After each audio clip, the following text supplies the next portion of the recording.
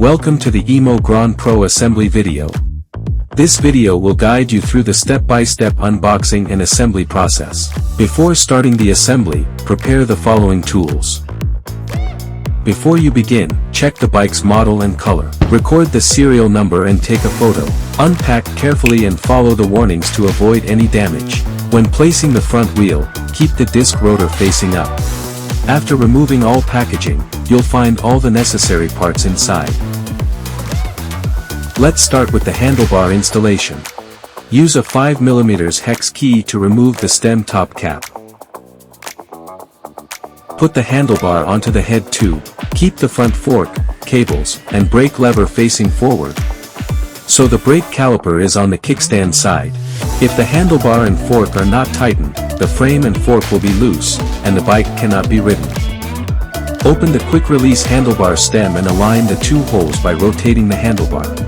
Secure the handlebar stem by tightening the stem binder bolt with a 5mm hex key. Once you've adjusted the angle, lock the handlebar stem quick release. Use a 4mm Allen key to tighten the adjustable handlebar stem bolt. Tighten the two bolts alternately to ensure even pressure. Once tightened, all parts will be firmly secured with no play or gaps. Next, adjust the display angle to your liking and tighten it using a 2.5mm hex key. Do not exceed 1 Nm of torque. Align the connectors and tighten to secure the display cable. That completes the handlebar installation. Now, let's install the front wheel. Remove the axle protector and axle from the front wheel. Remove the spring and the nut from the axle. Insert the axle from the disc brake rotor side, through the center of the tire. Then, reinstall the spring and nut. Do not tighten yet. Remove the brake pad spacer. Then take off the fork protector plate using a 15mm wrench.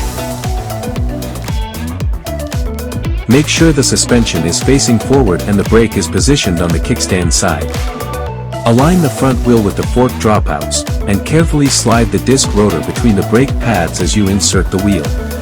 Ensure that the wheel axle is level and parallel to the ground, and that the wheel is centered within the fork. The lever shouldn't touch or point at the front suspension. Keep it angled slightly upward. Next, tighten the nut. If the quick release closes too easily, it's too loose. If it won't close, it's too tight. It should take firm pressure and leave a small mark on your hand. Now tuck the lever into the cam curve and press it inward to lock it.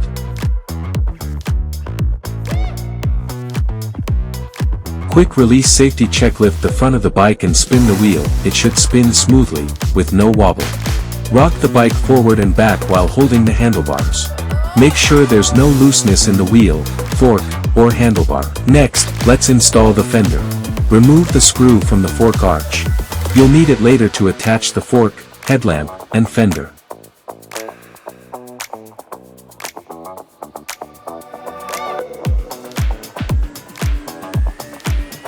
Before fully tightening, slightly lift the fender to leave a small gap between it and the tire. Use a 5mm hex key and a 10mm wrench to secure the fender. Loosen the dropout screws on both sides with a 4mm hex key and keep them. Before you begin installation, make sure the brake cable is positioned outside the fender bracket. Then, use the same screws to attach and secure the fender. Organize the cables around the headlamp and secure them with zip ties. That completes the front wheel installation. Next, let's install the seat. Loosen the seat post clamp. Adjust the height to your preference. Make sure the slot on the seat post clamp is aligned with the opening on the frame. Position the lever into the cam curve and press to lock. Install the pedals next. Identify the left and right pedals based on the markings. Attach each pedal to its corresponding crank arm. Tighten the right pedal clockwise, then secure it with a wrench.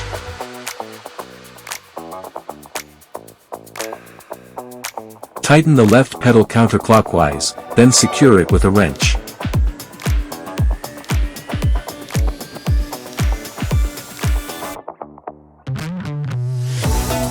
Final check.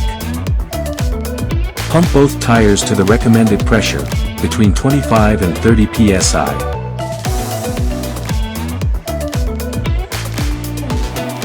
Check and tighten all screws securely. Make sure they meet the recommended torque values. Use straps to secure the bike frame and battery. Finally, attach the axle nut covers to the rear wheel axle.